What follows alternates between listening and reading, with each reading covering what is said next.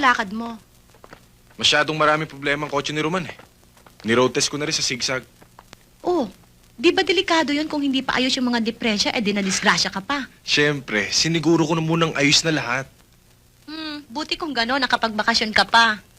Sa susunod, sama na ako, Tito Daniel, ah. Oo ba? Basta ba mataas ang grades mo eh. Pati mama mo, sasama ko. Yay! Siya nga pala ate. Kapag dumating si Roman, bigyan mo tong susi. Sabi mo, ayos na yung kotse niya. Naantok na ako, tulog na ako. O sige, iwanan mo na lang dyan.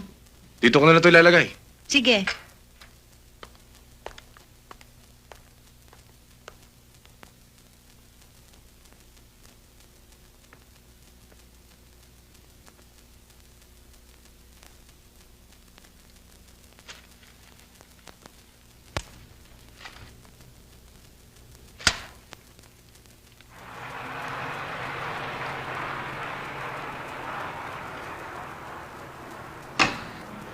Senyor, late na tayo.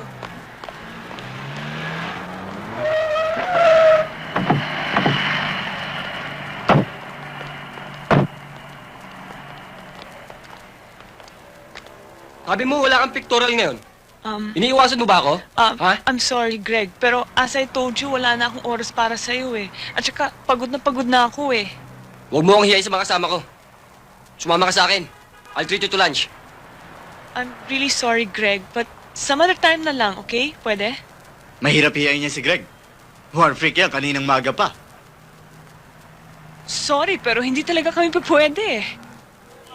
Goryo, narinig mo na? Hindi siya po pwede.